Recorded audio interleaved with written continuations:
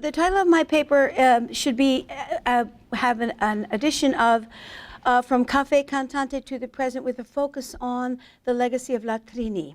Okay, as the paper morphed, that kind of became very the focus. Throughout the 19th century, the Malagueña was extremely popular and figured prominently in the repertoire of Café Cantante artists. In the later decade of the 19th century, during the golden age of Café Cantantes, or music cafes, the flamenco cante form developed in the Malagueña we know today. As in many palos or genres of flamenco song, certain individuals were instrumental in the creation of the cante and are acknowledged as models and inspiration in its evolution. One such creator of style and repertoire in the Malagueña is the subject of this presentation, Trinidad Navarro, known as La Trini. La Trini is widely acknowledged for her important role in the development of the Malagueña and was recognized by her contemporaries as such. Her repertoire of lettres and her stylistic approaches to the Malagueña created a body of work carried on by a number of key singers.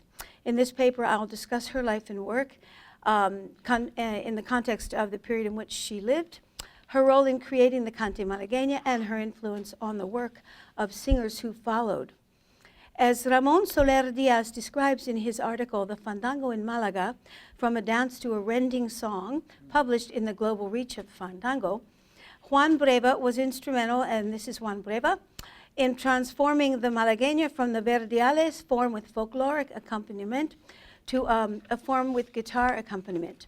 He created what is known and now referred to as the cante or toque abandolao, which, while retaining the ternary rhythmic structure, lost the dance-like character of earlier folkloric forms.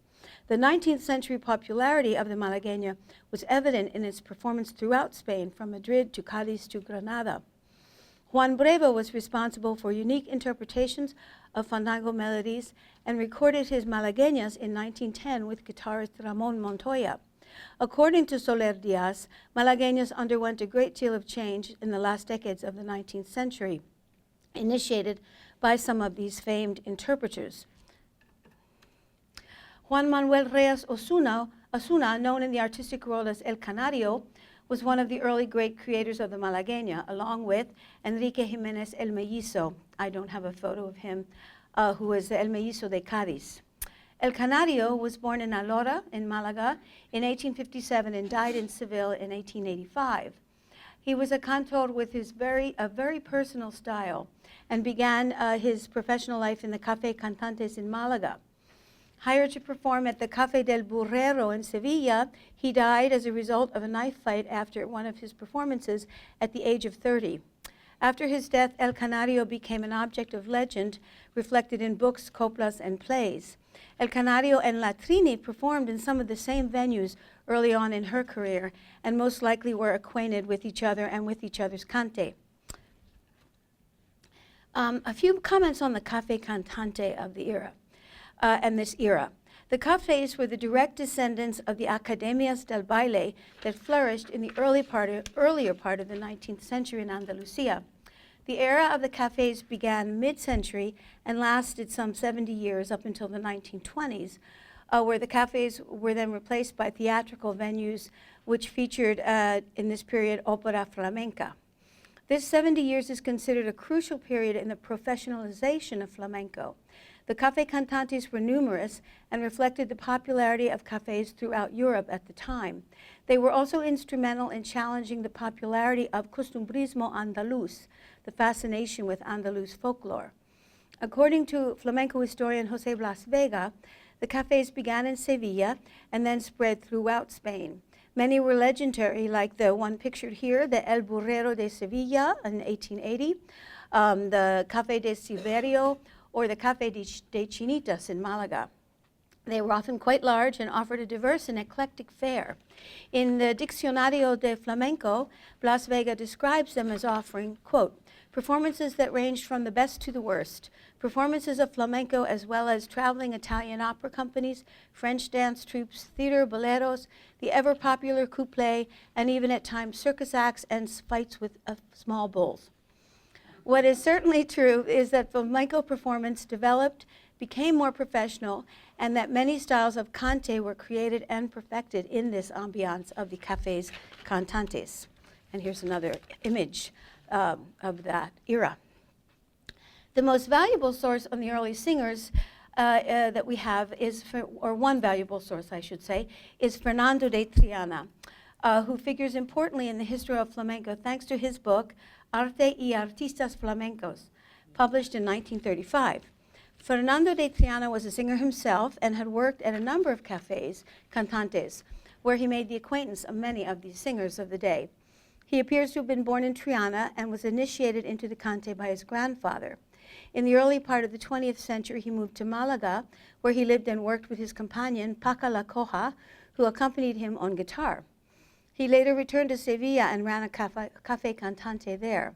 His book was published in 1935 with funds raised at a festival promoted by famed dancer La Argentina in Madrid, in which many well-known singers of the day participated.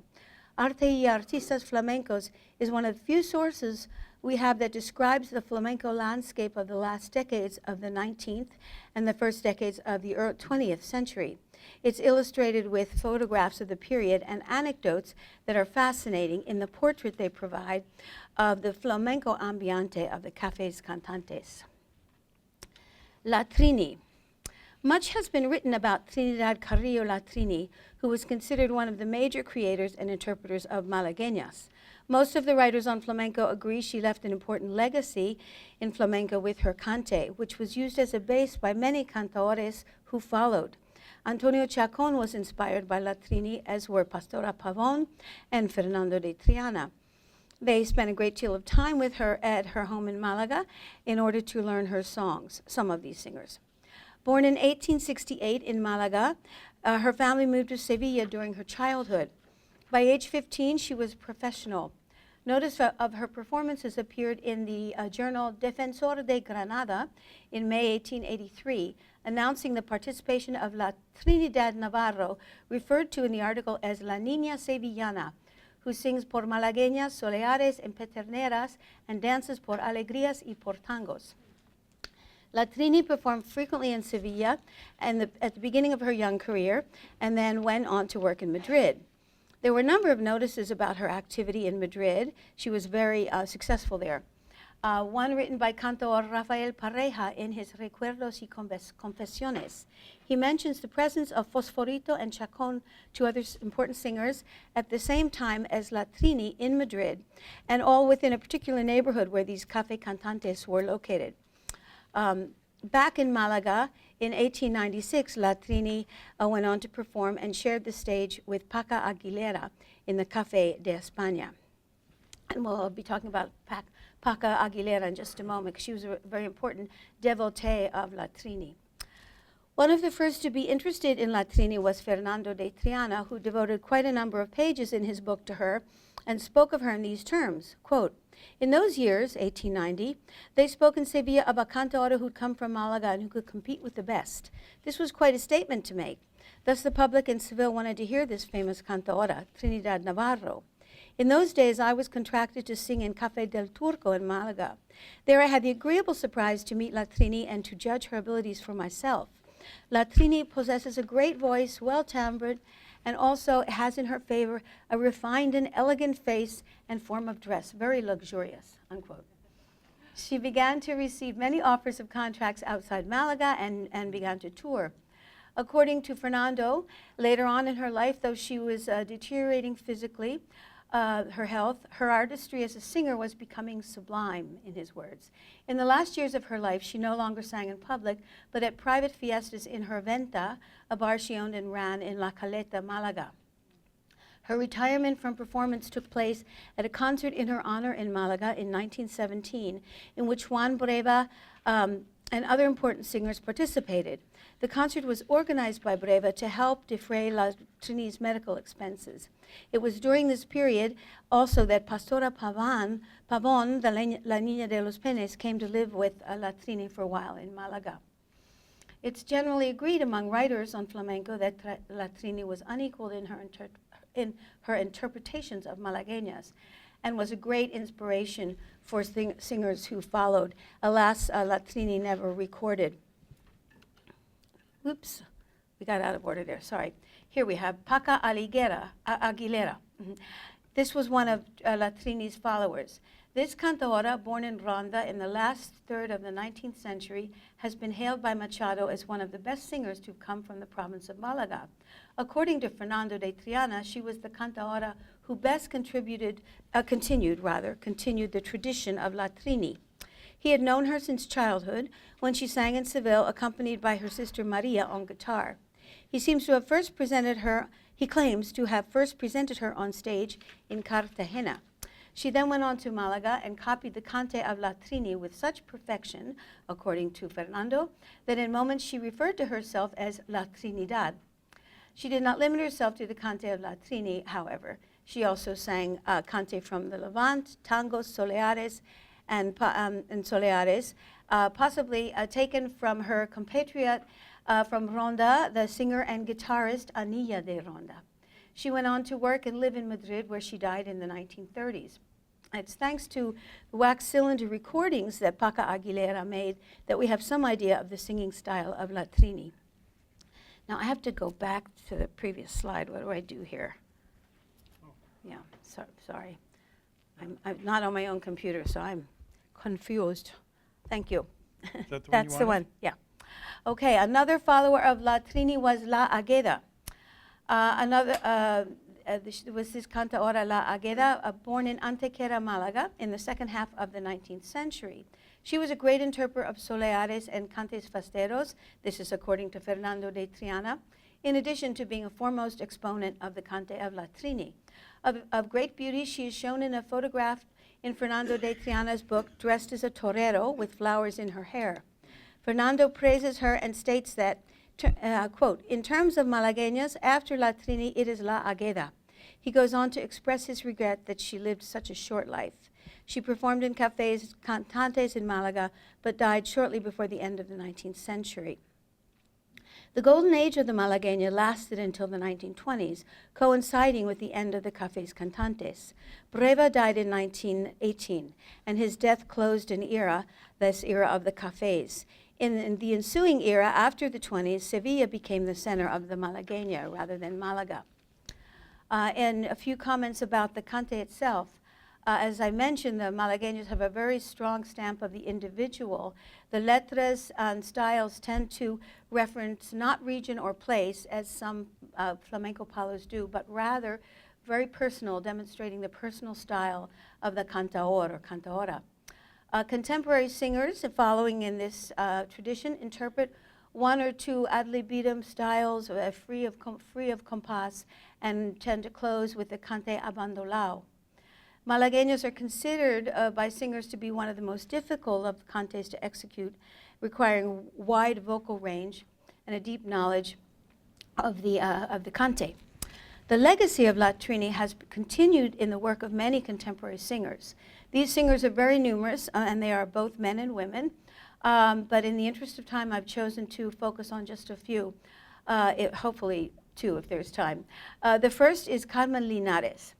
Carmen Linares, of course, is well known. She's one of the most accomplished and respected cantoras of her generation, and a singer who's considered to have a vast knowledge of many forms of cante.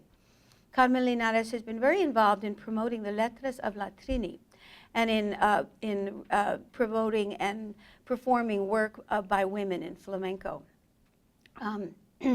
She first recorded one of La Trini's Malagueñas in her 1996 recording La Luna en el Río, and the Malagueña is entitled En ti pongo mi memoria, and I'm going to play a little bit for you.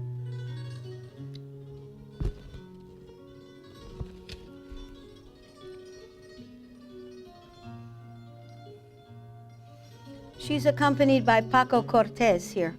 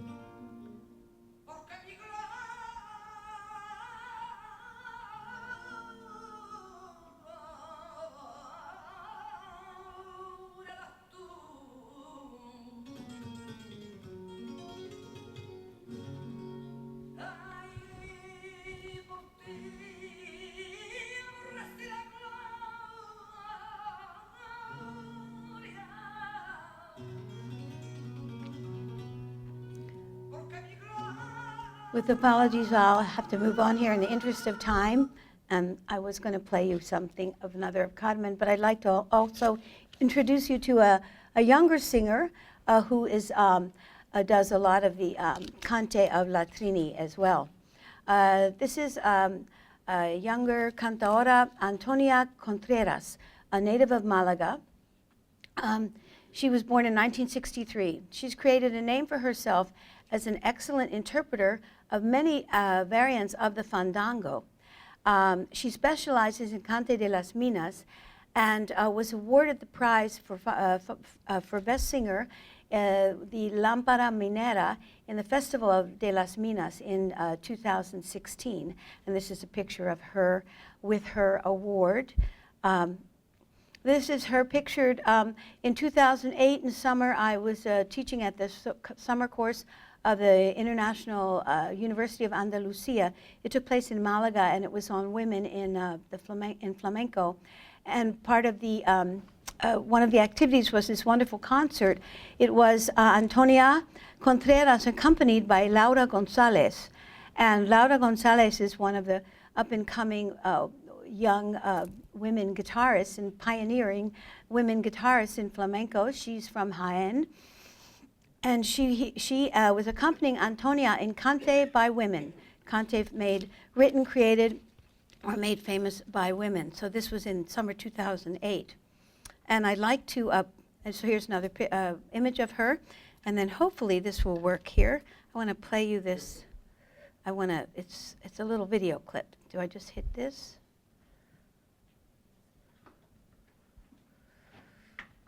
Whoops. It's a link. Here, let me see if I can help you.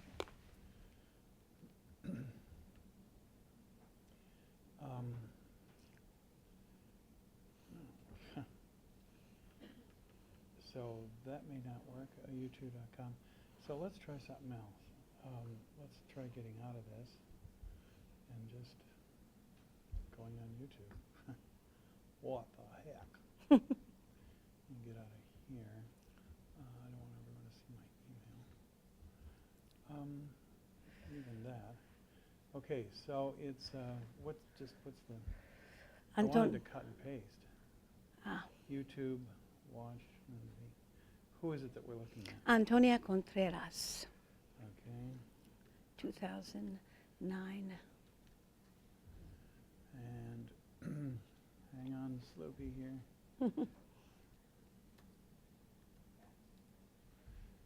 And 2007? 9. See what thumbs up? That's her in the top. Right here? Yeah. Thank you so much. Smoking. Yay, Walter.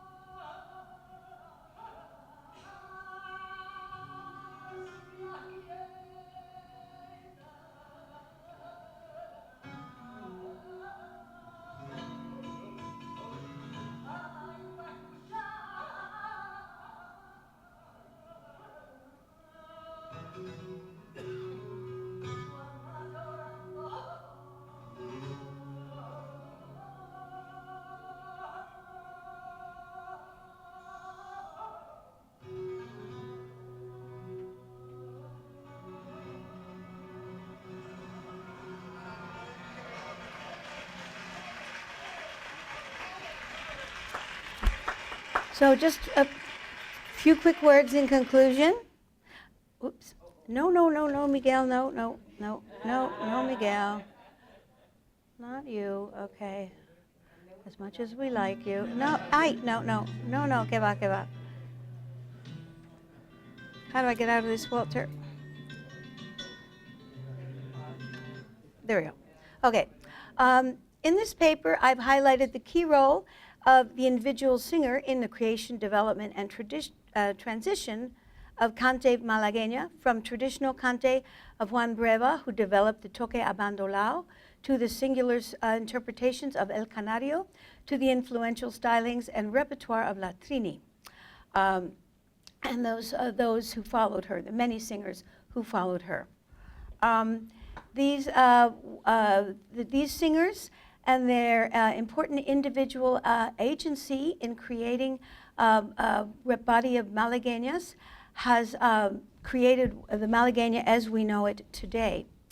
While the Café Cantante ambiance of the Malagueña is long gone, the Malagueña is very much with us as a genre which acknowledges the legacy of earlier singers, while it continues to be enriched by interpretations of contemporary singers.